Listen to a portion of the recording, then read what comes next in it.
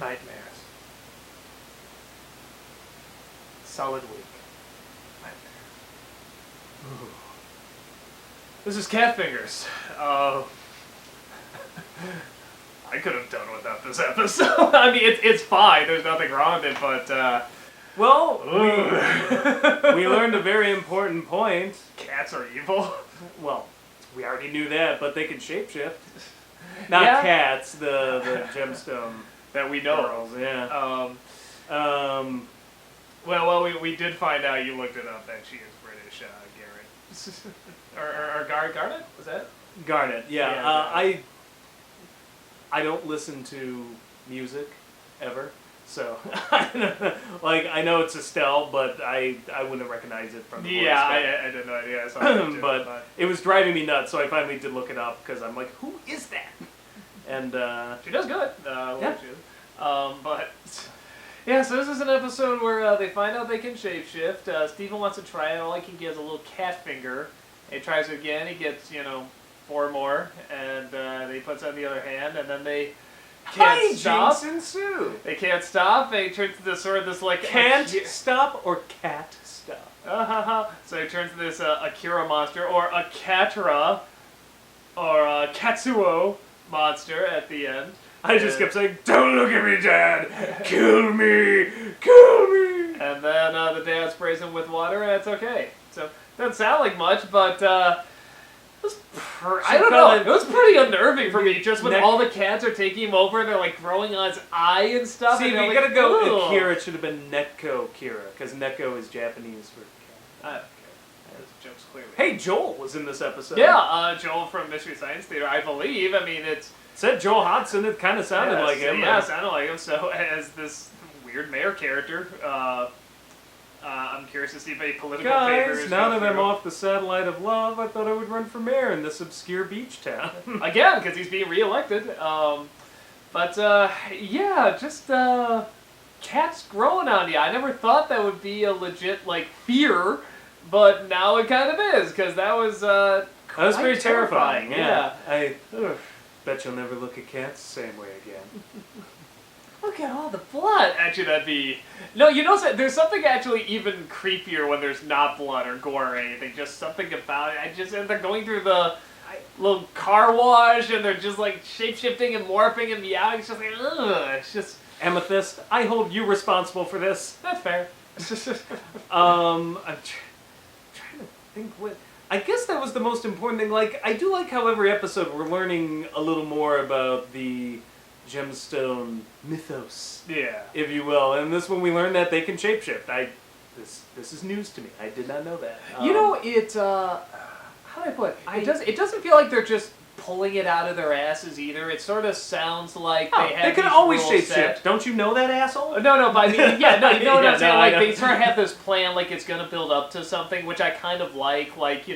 First episode has this eye that's about to, come down. Although that does sort of make you ask why they couldn't shapeshift into a few other things to stop that eye or the creature or something like that. But because it'll turn into a giant cat monster. Were you not watching? Yeah, maybe there is some sort of weird responsibility to it or something. Maybe I love your line. It's wow, this is every crazy cat lady's wet dream. A little boy who turns into a fuck ton of cats. I actually think your wife had that line. Is that my wife? Oh, she said that. Just for that, we should bring up the other line that she said. So she walks in, and we're watching the show, and it's the intro, and she just shoots us this look, and she's like, what's this? And we're just like, Steven Universe, and she sits there for a second, she's like, it looks like Rainbow Bright crossed with Gem. Pretty much. And we just looked at her like, that's fair. That's fair. Except somehow the main character is a boy, not a girl. But it stars 3 women as well, so maybe that evens out. I don't know. But yeah, it does have that feel. Is this a cross-gender appealing? I know nothing about the fan. I mean, at cons I've seen... I know the adult fan base, and they're pretty mixed. I know at cons I've seen boys and girls or men and women dressing up as characters in the show, but I have no idea what the fan base is, what it's skewed towards. When I think about this and Adventure Time and even Gravity Falls and stuff, I think it's one of those things where it's cross, it's there's definitely shows that are more geared towards boys, more geared towards girls, and if you're a boy, you can like girl shows, if you're a girl, you can like boy shows. Don't start that. Mention My Little Pony. but there is something about yeah, sort of this mass appeal to everyone show. Like it seems like there's more of them, and I like that. I like shows that can sort of appeal to both, boys and girls. See, the funny thing is, I'm gonna get in trouble. It feels like a girl show to me, and there's nothing wrong with that.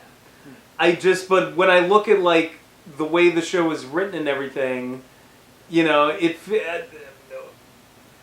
feels that whoever wrote it, either there's a female hand involved or they have a sense of their own feminine touch. It just has that vibe to it to me, and that's fine. I'm actually enjoying the show. I got no problem with that, but it gives off that vibe. I haven't paid attention to the credits, so I should see. Well, they go by so quick, yeah. Yeah, I should see who the creator is, and but it just gives off that vibe, and honestly, I don't mind it. It's kind of refreshing. It's done smart, and I think that's kind of the fun thing about now that you do see in like Adventure Time and other shows is that they are sort of tackling sort of more feminine issues, like coming to grips with your emotions and so forth. But it's doing it smart, it's doing it entertainingly, it's doing it funny, and there's nothing wrong with any of that stuff. I kind of wish we had more of that growing up in the 80s, because girl shows back then were just shit. That's one of the reasons. Anyone growing up will tell you, like, yeah, no, they just sucked. And not to say that boys shows were a lot better back then, but they definitely tried harder. They were...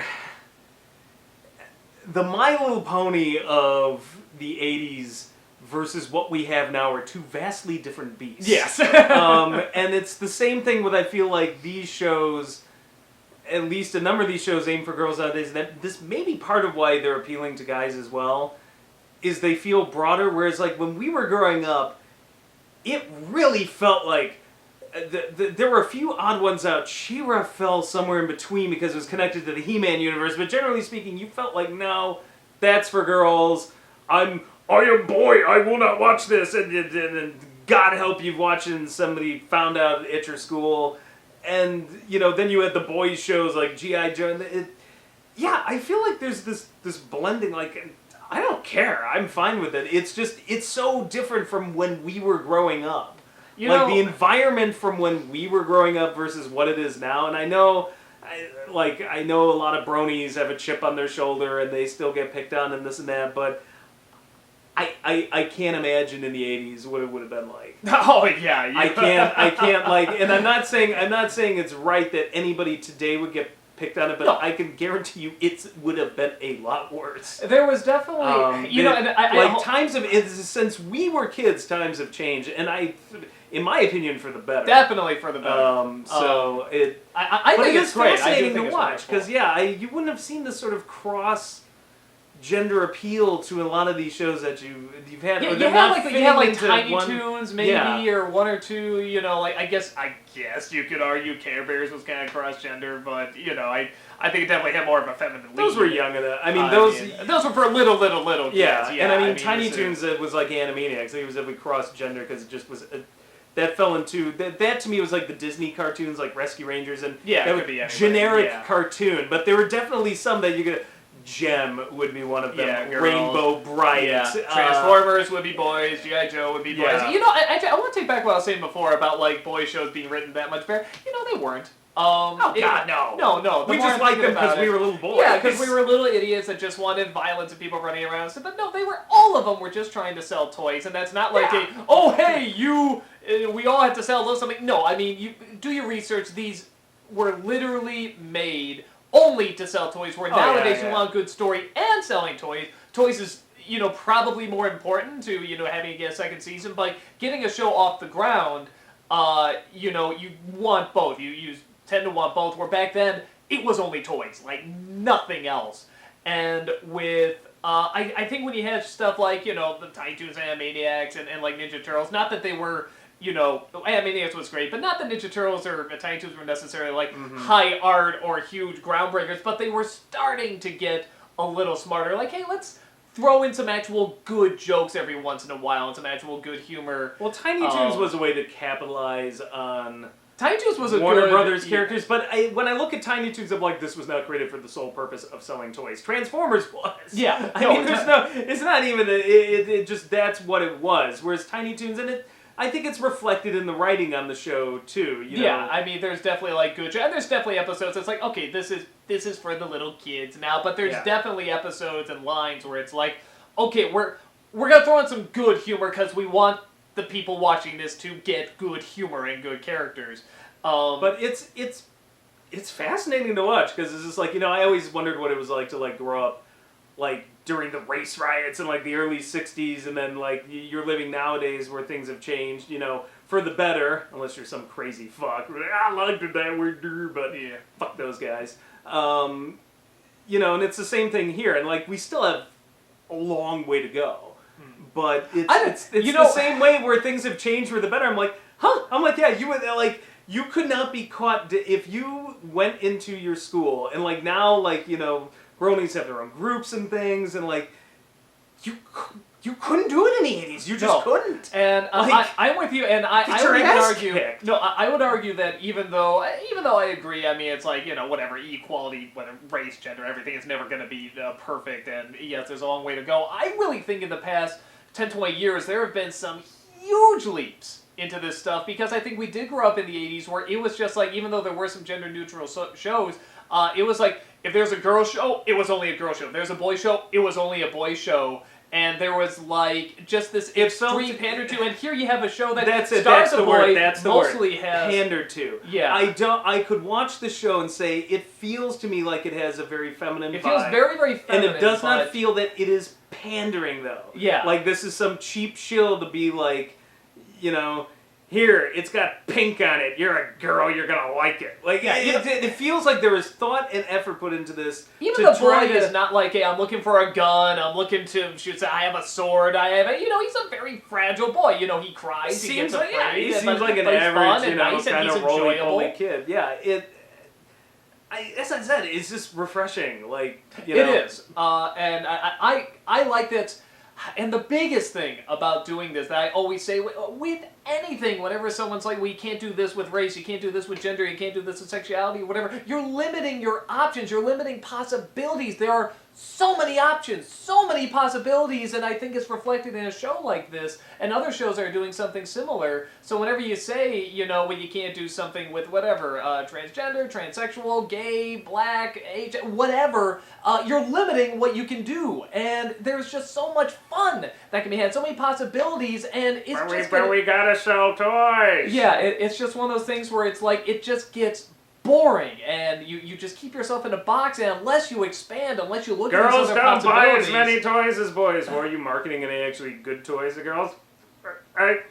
Girls don't buy as much toys. No, I love the... Well, it's always a self-fulfilling prophecy with these assholes. Yeah, with like the Black Widow movie and stuff. It's like, well, Supergirl and Catwoman didn't make money. Well, you gotta make good fucking movies before people are gonna go see them. But they didn't make money! Yeah. Are you stupid? Yeah. They didn't make money? God, so... fucking idiots. No, but that's why I get much more happy and excited when I see a children's show doing this kind of thing. Because this is the next generation. That's preparing the next one to say, what are you talking about? These you can't do old, this. crusty white assholes running these studios are gonna die. And then eventually the next generation's gonna take over.